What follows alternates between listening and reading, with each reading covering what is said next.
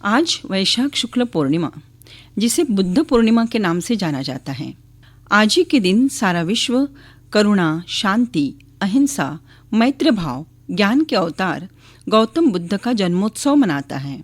परम शांति को जीकर शांति का प्रसार करने वाले शांतिदूत बुद्ध का जन्म, ज्ञान प्राप्ति और महानिर्वाण आज ही के दिन अर्थात वैशाख पूर्णिमा के दिन ही हुआ। इसीलिए इस तिथि का बौद्ध धर्म में अगाध महत्व है।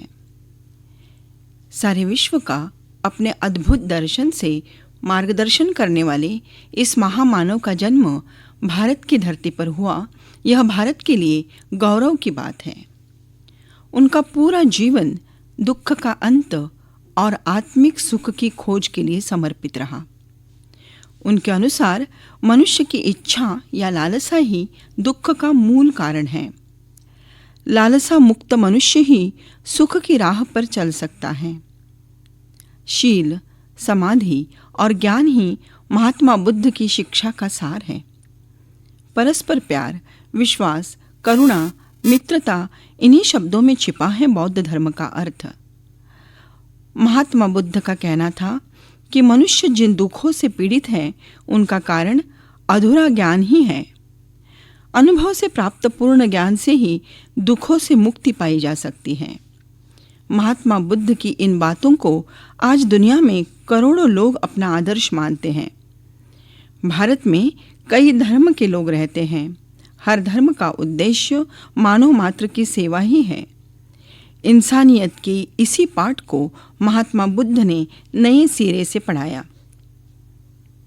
महात्मा बुद्ध का जन्म नेपाल में कपिलवस्तु के लुम्बिनी गांव में ईसा पूर्व 563वें वर्ष हुआ।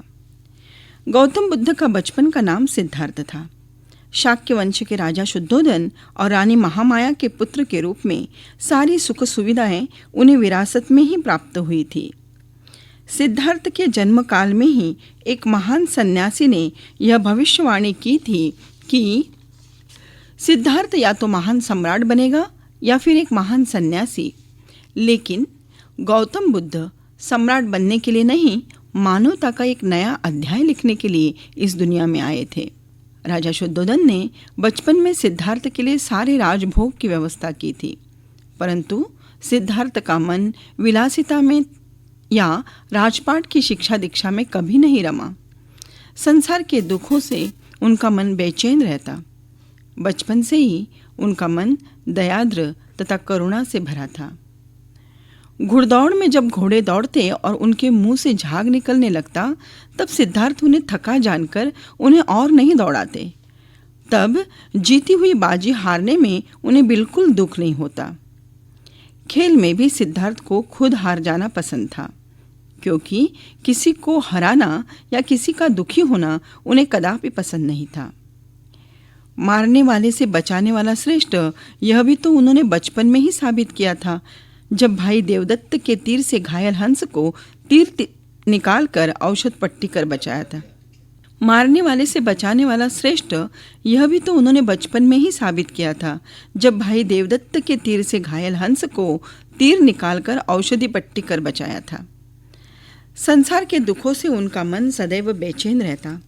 इसीलिए तो रोगी काया, झुर्रियों भरी वृद्ध काया, मृत शरीर और संतोष भाव से परिपूर्ण सन्यासी को देखकर विवाह पश्चात अपनी पत्नी यशोधरा, पुत्र राहुल और राजपाट का त्याग कर वे मन की शांति की खोज में निकल पड़े।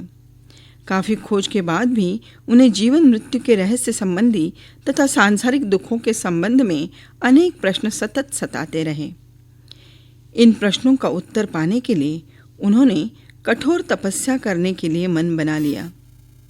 अंततः गया पहुंचकर एक वटवृक्ष के नीचे उन्होंने 6 वर्षों तक कड़ी तपस्या की, जहां वैशाख की पूर्णिमा के दिन ही उन्हें ज्ञान से साक्षात्कार हुआ। इस वटवृक्ष को बोधि वृक्ष कहा गया और स्थान को बोधि गया, और इसी दिन से गौतम कहलाए गौतम बुद्ध। इसके पश्चात वाराणसी के करीब सारनाथ पहुंचकर अपने ज्ञान का प्रसार आरंभ किया। सफल सुंदर जीवन के लिए अष्टांग मार्ग का तर्कशुद्ध विश्लेषण भी उन्होंने यहीं पर किया। यह अष्टांग मार्ग संतोषपूर्ण जीवन के लिए राजमार्ग है। सुनिए जरा, वह कौन से 8 तत्व हैं? सम्यक दृष्टि, सम्यक संकल्प, सम्यक वाणी, सम्यक आचरण, सम्यक आजीविका, सम्यक प्रयत्न, सम्यक स्मृति और सम्यक समाधि। प्रत्येक तत्व सुगम्य जीवन के लिए अतुल्य निधि है। बस इन्हें आचरण में लाकर सफल सुंदर जीवन के लिए मनुष्य मार्गक्रमण करे। ज्ञान का कितना बड़ा भंडार है यह! जीवन जीने के लिए कितना बड़ा दर्शन! जीवन का एक लक्ष्य हो, उसके लिए विजन अर्थात उचित दृष्टि हो, वाणी अनूठी हो, आचरण सम्यक हो और सबसे बड़ी बात अपने लिए उचित आजीविका का चयन हो, और इन सब की प्राप्ति के लिए सम्यक प्रयत्न और एकाग्रता हो, तो सोने सा जीवन जी पाएंगे हम। बाल्य जीवन से ही इस सम्यक मार्ग पर अगर हम चलना सीखें तो राष्ट्र के लिए एक कृत संकल्प पीढ़ी हमें प्राप्त होगी। आज फिर एक बार इस ज्ञान को हर बालक, हर युवा के पास पहुंचाने की नितांत आवश्यकता है, जिससे व्यक्ति विकास के साथ राष्ट्र का भी उत्थान निश्चित रूप में है। भगवान बुद्ध द्वारा संप्रेरित या अष्टांगिक मार्ग का दर्शन विज्ञान, तर्क शक्ति, विश्लेषण और स्वयं अनुभव पर आधारित है। भगवान बुद्ध ने अपनी अनूठी वाणी से ही जीवन दर्शन का विश्लेषण किया। उन्होंने कहा, धर्म को समझाने के लिए शास्त्र की आवश्यकता नहीं, समझ की आवश्यकता है। समझ से पहले श्रद्धा की मांग भगवान बुद्ध ने कभी नहीं की। उन्होंने यह भी कभी नहीं कहा कि जो मैं कह रहा हूँ उस पर आँख मूंद कर भरोसा करें। वे कहते हैं, सोचो, समझो, विचार करो, विश्लेषण करो, अनुभव करो और फिर विश्वास करो। बौद्ध धर्म के अलावा दुनिया के सारे धर्मों में श्रद्धा ही प्राथमिक है, पर बुद्ध ने कहा अनुभव प्राथमिक है। अनुभव से विश्वास होगा, श्रद्धा होगी तो वह आजीवन टिकेगी। अनुभव के बिना आस्था कांपेगी। उनके अनुसार अनुभव शून्य अध्यात्म कोरा शब्दजाल ही है। आपको संतान शोक में लिप्त उस माँ की कहानी पता ही होगी जो अपने बेजान बच्चे का शव गोद में लिए दया सागर बुद्ध के पास दौड़े दौड़े आती है। इस शोकमग्न माँ को महात्मा बुद्ध ने कैसे शांत किया? कहा कि माते जाओ, ऐसे घर से सरसों के कुछ दाने लेकर आओ। महात्मा बुद्ध ने कैसे इस शोकमग्न माँ को महात्मा बुद्ध ने कैसे शांत किया? कहा कि माते जाओ, ऐसे घर से सरसों के कुछ दाने ले आओ जिस घर में आज तक कोई मौत ना हुई हो। माँ घर घर जाकर खाली हाथ वापस लौटी। उसने अनुभव किया कि मृत्यु को कोई टाल नहीं सकता और जो अटल है उसके लिए शोक व्यर्थ। फिर सब कुछ त्याग कर वह बुद्ध के शरण में आई। ऐसी ही कथा है अंगुलीमाल की। मगध देश का सारनपुर गांव अंगुलीमाल नामक डाकू से भयाक्रांत था। चारों ओर त्राही त्राही मचा दी थी अंगुलीमाल ने। लूटो, हत्या करो और अंगुली की माला बनाकर गले में पहनो। भयभीत थी सारी जनता। पर गौतम बुद्ध परम शांति से उसके पास गए। उन्हें कोई डर न था। अंगुलीमाल ने जब कहा कि रुको, दे दो जो तुम्हारे पास है, बुद्ध ने एक ही वाक्य कहा, मैं तो कब का रुका हूँ, तुम कब रुकोगे? मुझे रुकना नहीं आता। मैं सबसे शक्तिशाली हूँ, एक साथ कई लोगों को मार सकता हूँ। आप में इतनी शक्ति है तो फिर सामने के पेड़ से 10 पत्ते तोड़ के लाओ। बस इतनी सी बात। अंगुलीमाल ले आया 10 पत्ते तोड़ के। बुद्ध ने कहा, अब इन पत्तों को वहीं जोड़ दो जहाँ से तोड़ा था। अंगुलीमाल बोला, यह तो असंभव है।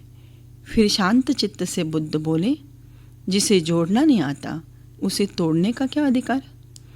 जो जीवन नहीं दे सकता उसे मारने का क्या अधिकार? बस अंगुलीमाल सब कुछ समझ गया और गौतम बुद्ध की शरण में आ गया। ऐसे थे महात्मन। भगवान बुद्ध ने आत्म विकास के लिए जो सबसे बड़ा मंत्र दिया वह था अंतः दीपो भव। उन्होंने कहा, आत्म विकास के लिए आत्मानुभूति और आत्मविश्वास की परम आवश्यकता है। इसी के बल पर अपने लिए रोशनी खुद निर्माण करनी होगी। दूसरे की दिखाई रोशनी में मार्गक्रमण कठिन है। अपनी रोशनी में उठाया भरोसे का एक कदम बेभरोसे के हजारों कदमों से अलग महत्व रखेगा। बौद्ध धर्म का सही मायने में अर्थ है खुद की तलाश, और वह भी आत्मदीप के प्रकाश में। और एक बात, प्रेम करुणा से आपूर्ण मित्रता ही बौद्ध धर्म की आधारशिला है। उनके अनुसार स्वर्ग नर्क इसी धरती पर हैं। मित्रता के भाव में स्वर्ग है तो शत्रुता में नर्क। वैर से वैर कभी शांत नहीं होगा, बल्कि अवैर से ही वैर शांत होगा। आज असमानता, युद्ध, असहिष्णुता के इस युग में शांति, प्यार और मैत्र भाव की ही नितांत आवश्यकता है। आज जबकि चारों ओर युद्धों, गृह युद्धों, आतंकवाद का तांडव मचा हुआ है, उसके मूल में अपने वर्चस्व को स्थापित करने की होड़ तथा अपने देश या समाज के लिए ज़्यादा से ज़्यादा संसाधन जुटा लेने की प्रतिस्पर्धा ही है। अतः आज जीवन में हर तरह के हवस के तांडव को शांत और शमित करने का एकमेव मार्ग है बुद्ध मार्ग। आज विश्व को फिर एक बार युद्ध की नहीं, शांतिदूत बुद्ध की आवश्यकता है। बुद्धं शरणं गच्छामि, धम्मं शरणं गच्छामि, संघं शरणं गच्छामि।